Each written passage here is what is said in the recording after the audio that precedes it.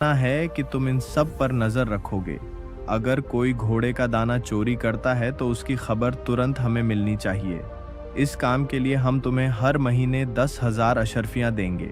राजा ने सख्त निर्देश देकर उन सभी नौकरों को छोड़ दिया और उत्तम को उन पर नजर रखने के लिए नियुक्त कर दिया। राजा अपनी उंगली में एक हीरे की अंगूठी पहने थे। वह अंगूठी उतार कर राजा ने इनाम के रूप में उत्तम को पकड़ा दी और कहा, जब भी तुम्हें हमसे मिलना हो तो तुम यह अंगूठी पहरेदारों को दिखाकर हमसे किसी भी समय मिल सकते हो। अस्तबल में पहुंचकर उत्तम ने सभी नौकरों को समझाया, देखो, इस बार तो मैंने तुम्हें बचा दिया। अगर दोबारा तुम्हारी गलती पकड़ी गई तो राजा साहब तुम्हें जिंदगी भर के लिए जेल में डाल देंगे। इसलिए ईमानदारी से अपना काम कीजिए। उसी दिन से सारे नौकर ईमानदारी से घोड़ों को खिलाने पिलाने लगते हैं। फिर उन्होंने कभी भी बेईमानी नहीं की। सारे घोड़े फिर से स्वस्थ हो गए। 1 महीने का समय बीत चुका था। उधर अनंतपाल अपनी मां से मिलकर अपनी नौकरी पर लौटता है। जैसे ही अनंतपाल घोड़ों के अस्तबल में पहुंचता है तो सारे नौकरों ने उसे घेर कर उत्तम की करतूत अनंतपाल को बताई कि हमारी चोरी उत्तम ने राजा को पकड़ा दी और राजा ने उसे अस्तबल का मुख्य निरीक्षक बना दिया है। अनंतपाल ने कहा, तुम लोग चिंता ना करो, मैं वापस आ गया हूँ, अब तो उसे यहाँ से जाना ही पड़ेगा। नौकरों ने कहा, नहीं भाई, वह यहाँ से नहीं जाएगा क्योंकि राजा ने उसे हम सब की देखभाल करने के लिए नौकरी पर रख लिया है। उसके बाद में अनंतपाल उत्तम के पास जाता है। उत्तम उस समय कमरे में लेटा हुआ था। अनंतपाल को देखकर उत्तम एकदम खुश हो जाता है और कहता है, मित्र, तुम आ गए, तुम्हें देखकर मुझे बड़ी खुशी हुई। अनंतपाल उत्तम के पास में बैठ जाता है। उसके बाद उत्तम वहां जो घटना घटी थी उसके बारे में अनंतपाल को बताता है। अनंतपाल कहने लगा, तुमसे पहले मुझे इस बात का पता लग चुका है। उसके बाद दोनों साथ साथ बैठकर खाना खाते हैं और खाना खाने के बाद अपने अपने बिस्तर पर लेट जाते हैं। अनंतपाल मन ही मन उत्तम से बहुत जल रहा था क्योंकि राजा ने उत्तम को अनंतपाल से भी बड़े पद पर नौकरी दे दी थी और उसने नौकरों की चोरी राजा को पकड़ा दी थी। इसलिए अनंतपाल उससे जलने लगा था। असल बात तो यह थी कि अनंतपाल भी चोरी करता था और उसे उत्तम का यह व्यवहार बिल्कुल पसंद नहीं आया। अनंतपाल उत्तम को नीचा दिखाना चाहता था, उससे बदला लेना चाहता था। अनंतपाल अपने कमरे में लेट जाता है और उत्तम अपने कमरे में चला जाता है क्योंकि राजा ने उसे एक अलग कमरा दे रखा था। उस दिन आकाश में बादल छाए हुए थे। हल्की हल्की बारिश हो रही थी, बिजली कड़क रही थी।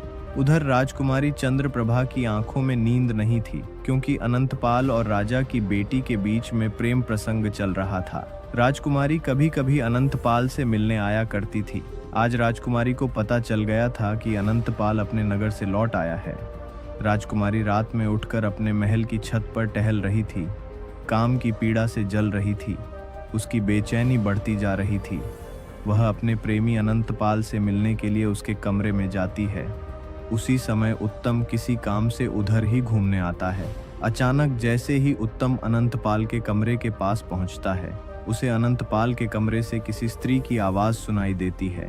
उत्तम ने कमरे के अंदर झांक कर देखा तो अनंतपाल के साथ राजकुमारी चंद्रप्रभा को देखकर उसकी आंखें फटी की फटी रह गईं। उत्तम यह सब देखकर चुपचाप अपने कमरे की ओर चला जाता है। उधर अनंतपाल ने राजकुमारी से कहा, प्रिय, इस समय उत्तम हमारी राह का सबसे बड़ा कांटा है। कुछ भी करके तुम उत्तम को मरवा दो तो हम बेफिक्र हो जाएंगे। राजकुमारी ने कहा, प्राणनाथ, यह तो छोटी सी बात है, तुम चिंता क्यों करते हो? मैं पिताजी से कहकर इसे मौत की सजा दिलवा दूंगी। उधर उत्तम सोच रहा था कि अनंतपाल राजा की आंखों में धूल झोंक कर उनकी बेटी से प्यार कर रहा है। यह तो राजा के साथ धोखा है। मुझे यह खबर महाराज को देनी चाहिए। उत्तम यही सोचकर राजा को संदेश देने के लिए राजमहल की ओर चलने लगता है। तभी उसे साधु महाराज की वह तीसरी बात याद आ जाती है। साधु ने कहा था कि अगर किसी का राज पता चल जाए तो उसे किसी तीसरे से नहीं कहना चाहिए, वरना खुद मुसीबत में पड़ सकते हो।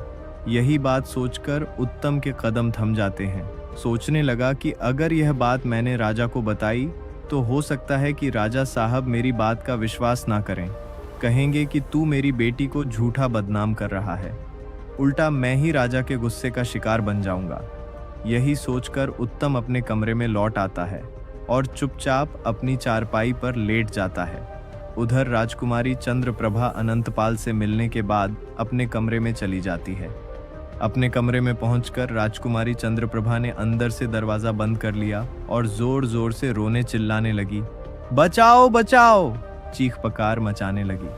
राजकुमारी का शोर सुनकर राजकुमारी के नौकर, दास दासिया सभी जाग जाते हैं। तुरंत राजा को खबर दी गई। दौड़ते हुए राजा साहब महल में जाते हैं और अपनी बेटी से पूछते हैं, बेटी क्या हुआ, तुम क्यों रो रही हो? राजकुमारी एकदम से कहने लगी, पिताजी, आपने जिस नए नौकर को नौकरी पर रखा है, तुम्हारे इस नौकर ने मेरे साथ जबरदस्ती की है।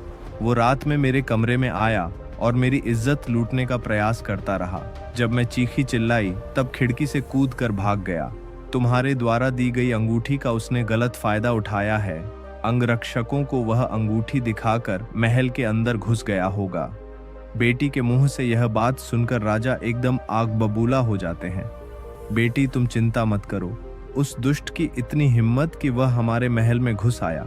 मैं अभी उसे बुलाकर उसकी खबर लेता हूँ। राजकुमारी ने कहा, पिताजी, उसकी खबर लेने से कोई फायदा नहीं है। उसकी गुस्ताखी के लिए उसे जब तक मौत की सजा नहीं दी जाएगी तब तक मैं अन्न जल नहीं लूंगी। राजा ने कहा, बेटी, ऐसा ही होगा। कल ही मैं उसे मौत की सजा दूंगा।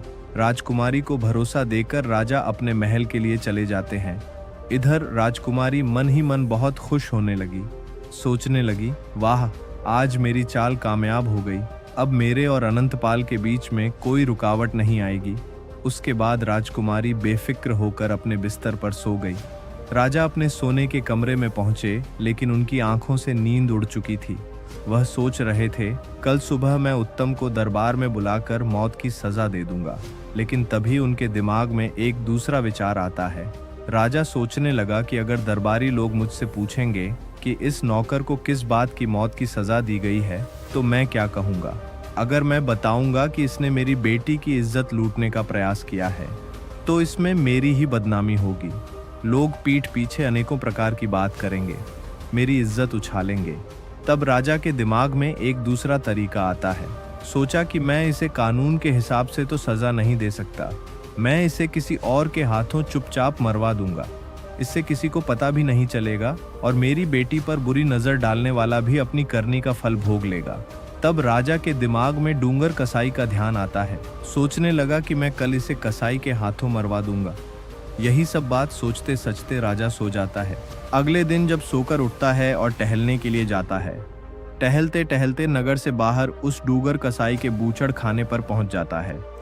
कसाई ने देखा कि राजा खुद मेरे पास चलकर आए हैं तो वह एकदम चरणों में गिरकर बोला, महाराज, आपने यहाँ आने का कष्ट कैसे किया? मुझे खबर भिजवा देते, मैं खुद तुम्हारे पास चला आता। राजा ने कहा, नहीं, यह काम तो मुझे आकर ही करना था। मुझे तुमसे कुछ ज़रूरी काम करवाना है। तुम्हारे पास एक आदमी को भेजूंगा, तुम्हें उसका सर काट देना है और उसके बाद में फिर एक आदमी को भेजूंगा। एक कपड़े में बांधकर तुम्हें उसी सर को उस आदमी को दे देना है। इस बात की किसी को भी खबर नहीं मिलनी चाहिए। यह सुनकर कसाई एकदम हैरान हो जाता है। कहने लगा, महाराज, ये आप क्या कह रहे हो? राजा ने कहा, हाँ, मैं ठीक कह रहा हूँ। थोड़ी देर के बाद तुम्हारे बूचड़ खाने में एक आदमी को भेज रहा हूँ। तुम उसे अपने बूचड़ खाने के अंदर ले जाकर मार देना। इस काम के बदले हम तुम्हें बहुत इनाम देंगे। यदि तुमने यह काम नहीं किया तो हम तुम्हें और तुम्हारे परिवार को जेल में डलवा देंगे। राजा की धमकी सुनकर कसाई डर जाता है। बोला, महाराज, आप चिंता मत करो। आप जिसे भेजोगे मैं उसका सर काटकर उसके धड़ को जानवरों के कटे हुए अंगों के साथ मिलाकर बाहर फेंकवा दूंगा और उसके सर को तुम्हारे पास भिजवा दूंगा। कसाई को आदेश देकर राजा अपने महल को लौटते हैं। उधर कसाई उस राजा के भेजे हुए आदमी की प्रतीक्षा करने लगता है। महलों में पहुंचकर राजा ने सैनिकों के द्वारा उत्तम को बुलवाया और कहा, उत्तम, मैं तुम्हें किसी जरूरी काम से नगर से बाहर भेजना चाहता हूँ और मुझे विश्वास है कि यह काम सिर्फ तुम ही कर सकते हो। उत्तम ने कहा, बताइए महाराज, मेरे लिए क्या आज्ञा है? मैं आपके लिए कुछ भी करने को तैयार हूँ। तब राजा ने कहा, तुम्हें इसी समय एक जरूरी काम से नगर की सीमा पर डूंगर कसाई के पास जाना है और वह जो चीज तुम्हें चुपचाप दे तुम उसे ले आना। लेकिन एक बात का खास ध्यान रखना, यह काम तुम्हें बिल्कुल गुप्त तरीके से करना है। किसी को इस बात का पता नहीं चलना चाहिए। उत्तम ने कहा, जो आज्ञा महाराज, मैं आपके काम के लिए अभी जाता हूँ। इतना कहकर उत्तम तुरंत उस कसाई के पास के लिए चल देता है। उत्तम के मन में यह विचार आ रहा था कि राजा का इतना जरूरी काम कौन सा आ गया जो राजा मुझसे करवा रहा है। फिर सोचा कि चलो जो भी है, कम से कम राजा ने मुझे इस लायक समझा तो कि मैं उसके किसी काम को कर पा रहा हूँ। चलते चलते वह नगर से बाहर निकल गया। उसने देखा कि एक कुटिया है और कुटिया के बाहर कुछ साधु संत भगवान का कीर्तन कर रहे थे।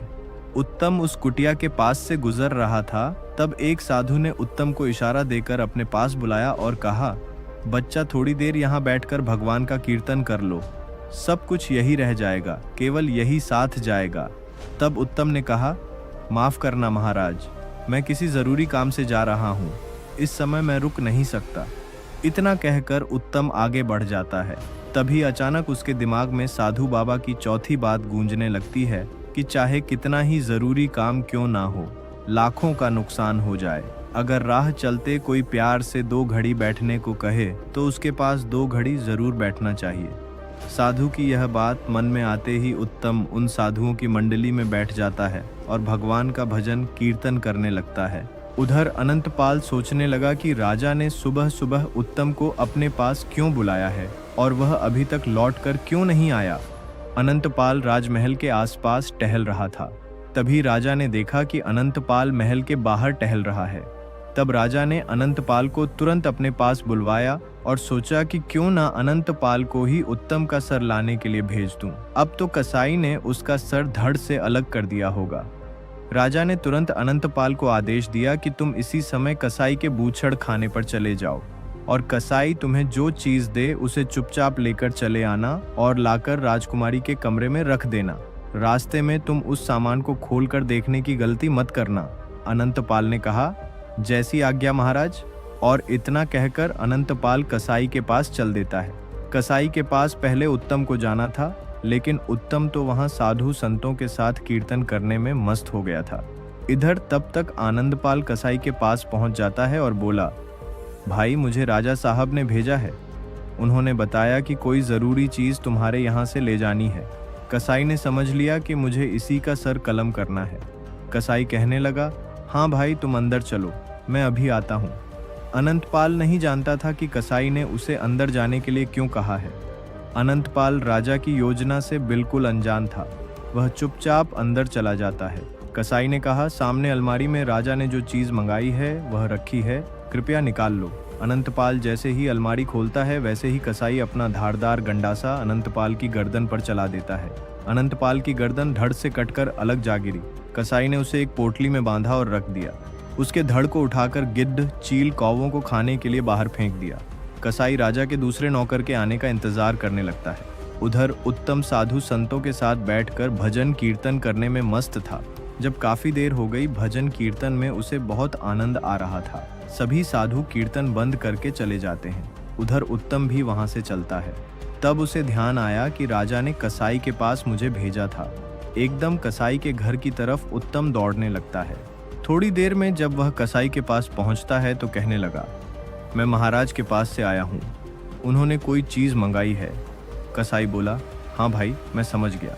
कसाई ने वही पोटली उठाकर उत्तम को पकड़ा दी जिसमें अनंतपाल का सर बंधा हुआ था।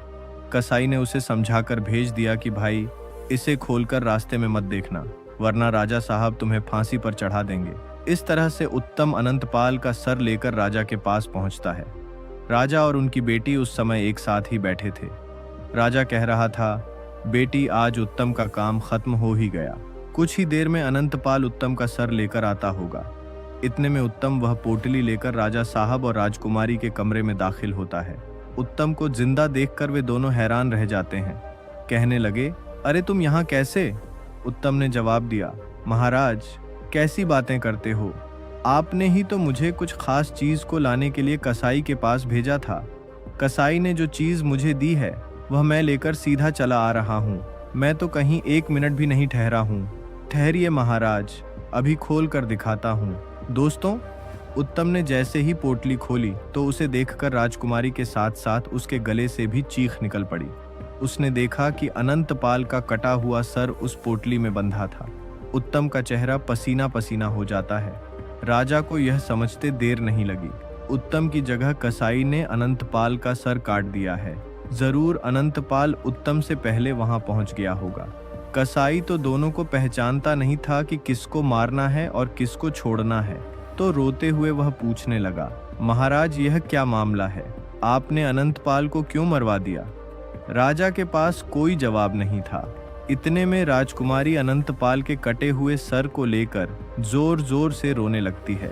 कहने लगी, मेरे प्रियतम, मैं नहीं जानती थी कि मेरी चाल तुम्हारे लिए ही उल्टी पड़ जाएगी, वरना मैं ऐसा खेल कभी नहीं खेलती। तुम्हारे कहने से ही मैंने उत्तम पर आरोप लगाया था। तुम्हारी खुशी के लिए ही मैं उसे मारना चाहती थी, लेकिन उत्तम बड़ा ही भाग्यशाली है, वह फिर भी जिंदा बच जाता है। राजकुमारी पागलों की तरह रो रही थी। राजकुमारी के मुंह से जब यह बात राजा ने सुनी तो राजा की आंखें फटी की फटी रह गईं। राजा को पता चल गया कि मेरी बेटी ने बेकसूर उत्तम पर इल्जाम लगाया था। राजा एकदम से गुस्से में आकर अपनी तलवार खींच लेते हैं और अपनी बेटी से बोले, बेटी सच सच बताओ, क्या उत्तम को जान से मरवाना तुम्हारी एक चाल थी? सच सच बताओ, वरना मैं तुम्हारी गर्दन उड़ा दूंगा। डर के मारे राजकुमारी ने सारी बात सच सच अपने पिता को बता दी।